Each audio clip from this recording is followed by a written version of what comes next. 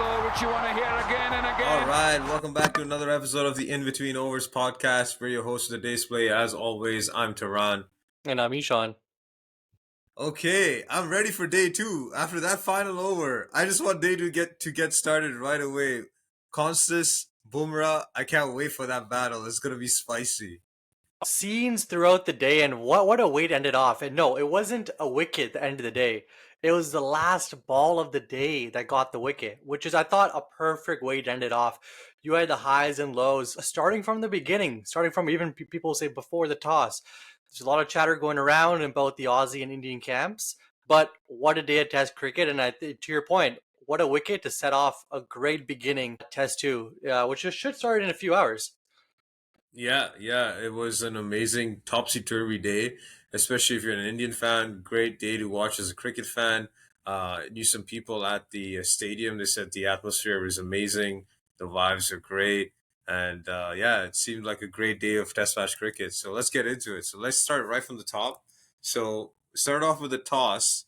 And India won the toss, and they did not hesitate. Time out. Yeah. Who walked out for India's toss? Yes. How did I even just go over that, right? Yeah, so Bumrah, not Rohit Sharma, walks out to do the toss, and everyone's like, whoa, did Rohit just end his career himself? What did you think of that when Bumrah walked out? What was the immediate reaction? Look, there were talks, and you kind of got a sense that the team was going in that direction with your resting, or however you want to call it. Rohit's going to sit out, and Gill was going to come in. And yeah, when Bumrah did come out, it did sort of solidify that. But I did want to mention that what Bumrah told Ravi Shastri during the toss, I'm not sure if you caught it, Tehran, but he was asked specifically about Rohit Sharma, and Bumrah very clearly said, he is our leader, and it is a leader decision to put yourself out there and be like, no, I want to rest today. They use the word rest, so it didn't say drop, but Bumrah spun it around and said, no, that's what a good leader does. A good leader looks at the team and isn't selfish.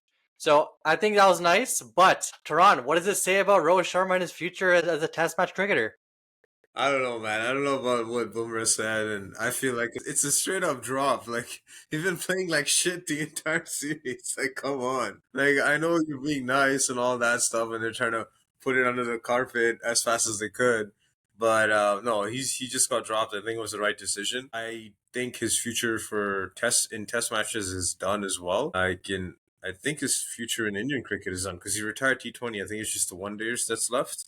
Mm-hmm. Yeah, which I don't see him lasting too long either, given that the next World Cup's going to be in 2027. I don't know if he's going to make that. So I feel like we are talking about the end of Rohit Sharma. Wow, and I'm sure we'll get another pod out of us for that one. But yeah, what a way to start. Bumrah comes out, wins the toss, and yeah, you would expect you would expect to bat first on such a typical SCG wicket. But I don't think that was a typical SCG wicket. What were your thoughts there, Tron? I think the first red flag was the overcast conditions. I felt like you could have just using that to bowl first with the overcast conditions. But then at the same time, the Sydney pitch is known to break up over days 3, 4, 5, and the sun's beating down on it. And so you can get a lot of turn on that wicket. But like you said, like the way the ball was moving around in the whole day, forget the first couple hours, the whole day, the ball was jagging around, so much seam movement. It felt like we were playing at Perth. It felt like that Perth innings where India mustered 175, I 180, think it was. or 170, you're right. Yeah. Around the same score, yeah. It seemed like exactly the same wicket that we were playing on, where there was so much bounce in the surface. Some of the balls that Stark was bowling, like Carey, it seemed like Stark was just letting it go, and he was just letting it fly at whatever speed he could.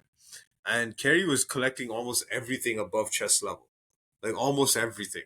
And it was pretty unplayable at times, especially when you watch someone like Richard punt during his innings. Like, he was hopping around. He copped a lot of blows on the elbow. One went directly to his helmet, and then a couple on the thighs as well, the groin area. Like, it was tough out there. Didn't seem like a typical batting wicket.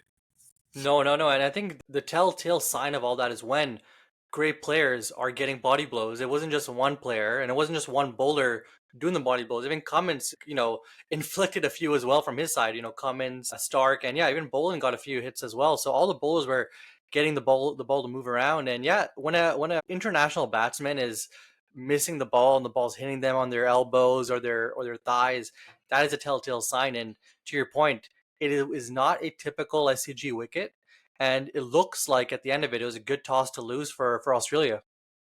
Yeah, yeah, definitely a good toss to lose because it seemed like Australia were going to bat first again. Is that mind games from Cummins? Because he did say that. Who knows? But it seemed like they would have batted first as well. So good toss to lose.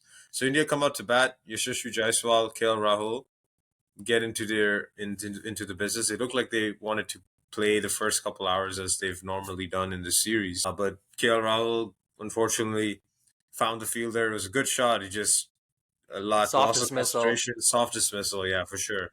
Especially after how solid he's looked this series, we wouldn't have Yes. expected him to play that kind of a shot. But it happens. It happens, especially when the ball's being bowled at such high speeds. You'd really get a fraction of a second to make a decision. Jaiswal, I think he got an amazing ball. Yes. That was a great ball. Yes, he was trying to walk to counter the movement. Maybe he walked a little too early, and Bolin was able to pull the length back, but it's still jagged away from Jaiswal. You can't do anything about that one. Beautiful ball. Then after Jaiswal gets out, in walks King Kohli with everyone watching. And did he get out first of all? Because First that of all, was I just want to say this was a movie. This whole day was a movie, and this was a huge, I would say, point or turning point of the movie. Because it did seem like that when Kohli's walking out to bat, especially with the Rohit Sharma drama and all the leaks coming out from the dressing room, that yeah. all eyeballs are on this pitch right now. And when I think it was Bolin, yeah, Bolin it was Bolin, correct? Yeah, Yeah, first ball to yeah, Kohli. It was in yeah. Bolin's first over. It's crazy how many times this guy gets a wicket in the first Yes. over, by the way. But we'll talk more about Bolin later. But yes, Kohli comes up to bat against Bolin. And yeah, what we witnessed was straight out of the movie. I initially, the way the Aussies reacted, I thought it was out. But you look at the replays, and maybe this is just Indian in me being a little biased right now, but it did seem like he used some support from the ground to flick the To ball up. flick it up. Yeah, Yeah, yeah. that was I can my take. But I respect because it was such an angle, and we do have the luxury of looking at it on replay. It was a difficult call. But what were your thoughts on that? Yeah, when I first saw it, I was like, oh, maybe he actually just scooped it up. But then when you watch the replay, you can see that at a certain point, the ball seems like it's touching the ground. It doesn't feel like he has full control over it. And then, in order to flick the ball up like that, you would need, because of where it was in his hand, it's not like it was in the middle of his hand, it was at the end of his hand. To get that much height on the ball, you got to have some sort of leverage. Like, Exactly, you know what I mean? Like exactly, it's just exactly. physics. It's just physics. So everyone is ripping up Joel Wilson. I mean, everyone that wasn't Indian was ripping up Joel Wilson. I think if you're an Indian fan, you were happy with that decision. And it just felt like Kohli needed that decision to make a good score or put on a good score in the innings. And it seemed like he had some determination in his eyes. Like he seemed to be leaving the balls decently well until he was caught fishing again. Yeah, yeah, yeah. And like, here's the thing, though, that partnership between Virat Kohli and Shubman Gill, it looked nice. It looked Yes. like they were building towards something, and Yeah. it was a little poetic as well. An experienced player, helping his protege. King and the Prince. The Yeah, King King and and the the Prince. Prince, right? So it didn't seem well. And then, I think before Kohli got out, the Prince just seems to have a stroll right before lunch. What was that? Yeah, man wanted to go for a nice walk before lunch without the game being done yet. And yeah, I don't know, that was a nothing shot. I don't know what he was trying there. All he had to do was dead bat the ball and you go have a nice lunch, come back, start over again.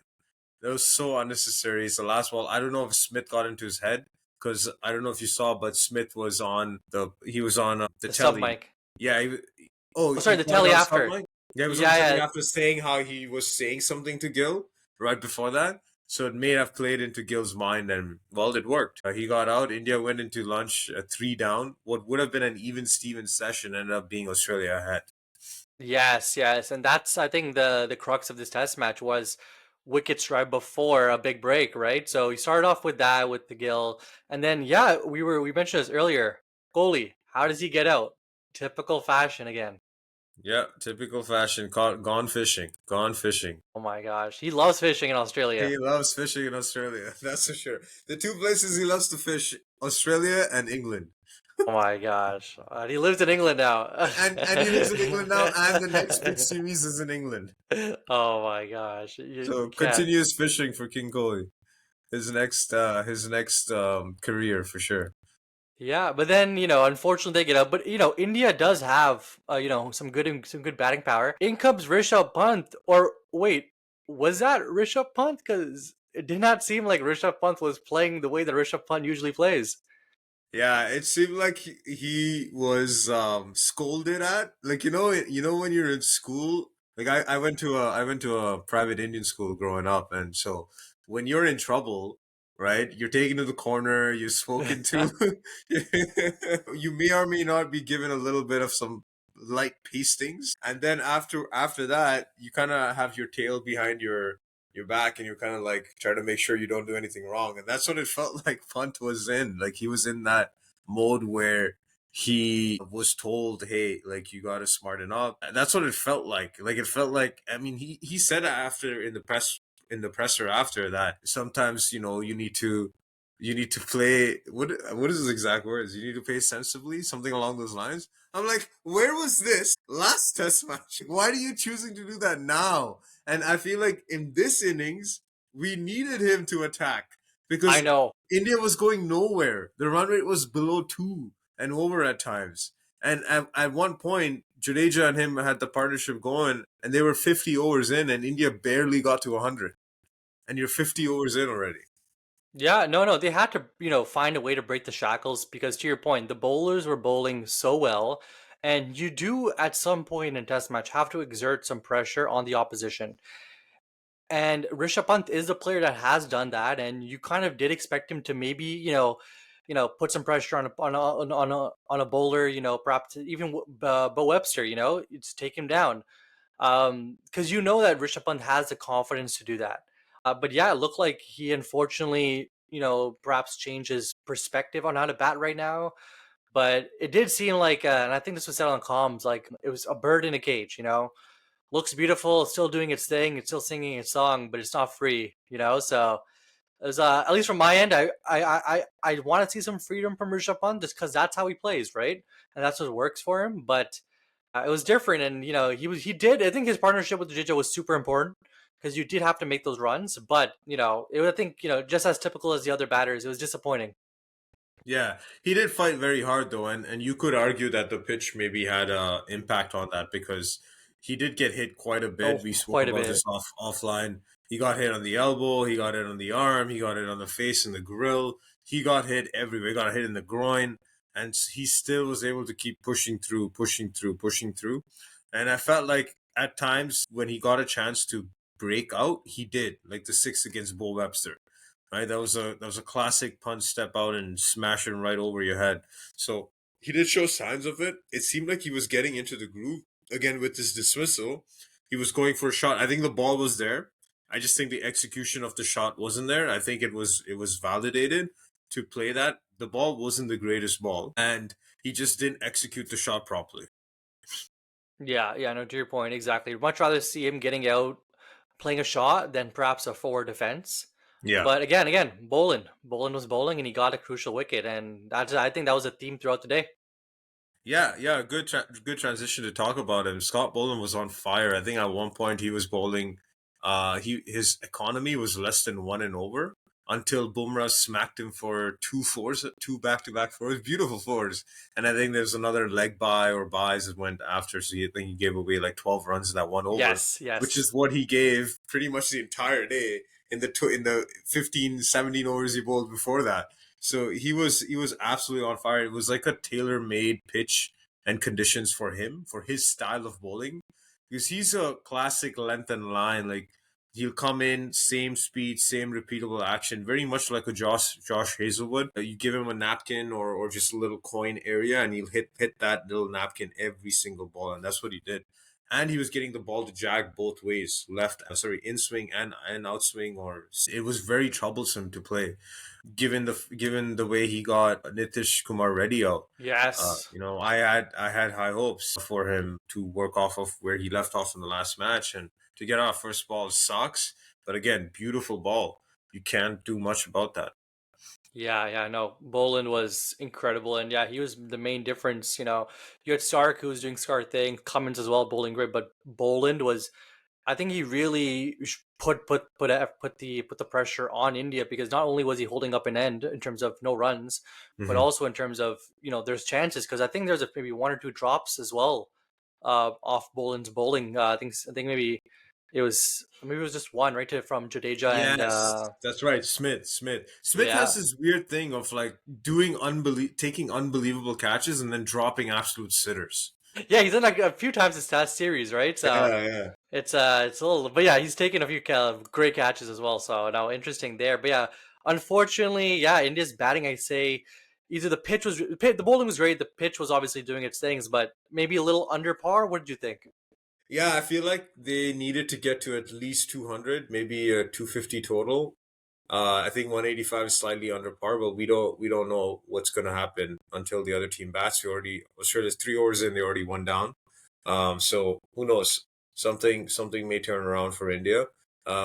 Couple other things I want to talk about with India's batting. Washi's dismissal, that was another controversial one there. Uh, with the way he got out, or so it seemed. To me, it seemed okay. There was a little bit of spike towards the end of Snicko, but again, it seemed to be talked about. Washi didn't want to move. What did you think of Yes. that one? Yeah, no. I think it just, unfortunately, just one of those decisions that, whether it being right or wrong, went against India again. Hmm. And, it is difficult with the technology because, yes, okay, perhaps there was, first of all, I think it was the call on the field was not out, so you needed decisive evidence to show that it, nicked off. You did see the ball deflect, but I don't think it was as clear of a deflection as it was to, I would say, maybe Jaiswal's last Test match, and then Snicko obviously, didn't help as well with the sound perhaps being a little delayed and Washi's feet near the stump, so perhaps that could be picking up the uptick. So yeah, it was another, I would say, messy decision. No, not the first one in this series at all, but Yeah. if you have the technology and you're going to use the technology, you need to have a decisive decision that will then overturn the decision on the field. And if you don't, I think you got to stick to the basics and just whatever the umpire says. So I think it was just another dicey decision, and yeah, there's a little frustration on India's end as well. And I'm not sure if you caught this, but when Bumrah came out to bat, he actually talked to the umpire on the field about it, and he compared Oh, that decision with Washi with the Jaiswal's decision on how interesting. on how the stump mic's noise, didn't help India in both ways. But just another Yeah. layer of drama. What were your thoughts? What, did Washi, was he given out on field? I don't No, remember. no, he wasn't given out on Oh, field, and so then they they went overturned to, that as yeah, well. yeah, because they then appealed. They took one of their reviews. Okay, so to me, it seemed like the ball was really close to his glove and bat again, or was it the gloves? I think it was the gloves. Gloves, yeah. Yeah, so I think when you have video evidence that shows that there's no daylight between the glove and the ball or the bat and the ball, then it's safe to assume that it's probably trickled the bat or the glove or like kind of flicked it on the way, right? So for me, when I saw it visually, it looked out. But I could see the other side that there wasn't enough conclusive evidence showing that it was out. Between the two though, between Washi and Jaiswal, I feel like Jaiswal's was more obvious. Yes, I Washi's agree with wasn't. that. Yeah. Yeah, so but yeah, just another one of those calls that just added to the drama to this test match. Yeah, yeah. So then India gets wrapped up for 185, and we get into the Australian innings. All eyes on Bumrah, all eyes on Konstas, who again takes the first ball. Yes. And man's playing a team again. Is this the BBL? Like, first of all, kudos to that energy and courage. Yeah, It's amazing to see. And but to Bumrah's credit, he saw it. He went back to his mark, and he's like, "All right, let's get the second ball in." So I don't think Bumrah cares too much because it does show that there are perhaps opportunities to get a wicket. yeah, But day two will be interesting on how that matchup is because there's some other things that happened. yeah. Yeah, the final over of the day. So it looked like Kawaja was trying to waste time, which is classic. It's a classic thing to do. Everybody Yeah, does it, right? He pulls away, I think, from the strike or from the crease, which when Bumrah was ready to deliver the ball, I think it was the fourth ball of the over, something fourth like that. ball. Yeah, fourth ball. Fourth Yep. ball, yeah, fourth ball of the over. And he moves away, and Bumrah's like, "What's going on? Like, let's go." Towards Kawaja's direction, and all you see is Konstas turn around and say something back to Bumrah, and Bumrah starts beelining straight towards Konstas until one of the players and then the umpires separated and made sure that there wasn't anything else that went down. I don't think it would, but it could have got even more heated than it was. And yeah, things just spiced up from there. Bumrah delivers the next delivery, ends up being a dot ball. And then we have the last ball of the day. So until that point, everything worked. Whatever Australia tried to delay the game so that to make sure that that was the last over, it worked because that was going to be the last ball of the day. Everyone was talking about it. And then Bumrah comes in and delivers an unplayable ball. Like, again, he had to play at it. It kept a little low, It did. but it caught the edge, and the celebrations were something else. Oh my god! Oh my god! It was scenes, and like it was amazing to watch because this is Test cricket. Last ball of the day, tensions are high, and to your point, like, first of all, great catch by KL Rahul. I think it was down low to his left, so Yes, super yes. important catch.